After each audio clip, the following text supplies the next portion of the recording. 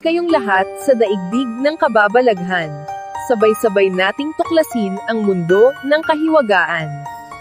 Matandang tindero ng isda na ligaw sa baryo ng mga aswang.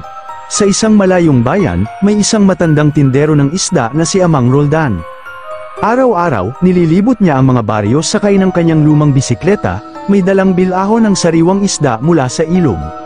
Mapanatili man siyang mahina, sanay na siya sa mahabang paglalakbay, kahit paminsan ay inaabot siya ng dilim sa daan.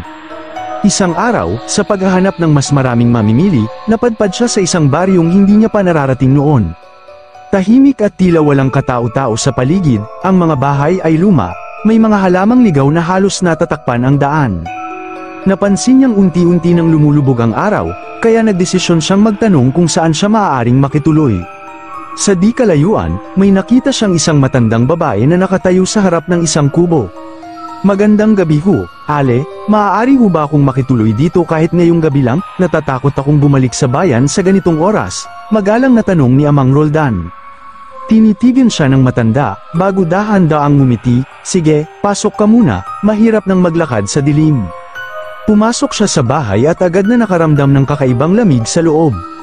Napansin niyang maraming anino sa paligid, at tila may mga matang nagmamasid sa kanya mula sa dilim. Nag-alok ang matanda ng pagkain, ngunit nang ailapit niya ito sa kanyang ilong, napansin niyang may kakaibang amoy, parang panes na karne. Nagkunwari siyang kakain, ngunit nang lumingon siya sa gilid, nakita niyang may isang lalaki na may matulis na mga kuko at mapulang mata. Nakangisi ito habang nakatitig sa kanya. Dahan-dahan siyang tumayo, pinilit na huwag magpakita ng takot. "Salamat ho sa alok, pero kailangan ko na pong umuwi," sabi niya. Ngunit bago pa siya makalabas, biglang lumundag ang isang nilalang mula sa kisame, may mahahabang kuko at matatalas na ngipin.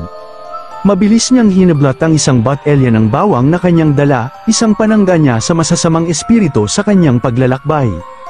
Iwinasiwas niya ito, at agad na umatras ang mga nilalang, halos nagngangalit sa galit. Ginamit niya ang pagkakataon upang tumakbo palabas ng bahay. Sa kanyang likuran, naririnig niya ang mga yapak ng mga aswang, humahabol sa kanya sa gitna ng madilim na daan.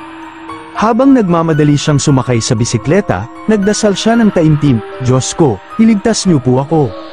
Sa kanyang pagkagulat, isang matinding hangin ang bumalot sa paligid, at sa isang iglap, nawala ang mga aswang. Kinabukasan, nang magising siya, nasa pamilyar na daan na siya pabalik sa bayan. Hindi na niya natagpuan ang baryo ng mga aswang, tila naglaho ito, na parang isang masamang panaginip. Simula noon, hindi na muling lumihis ng daan si Amang Roldan, ngunit hindi niya kailanman kinalimutan ang gabing yun, ang gabi kung kailan muntik na siyang maging hapunan ng mga aswang.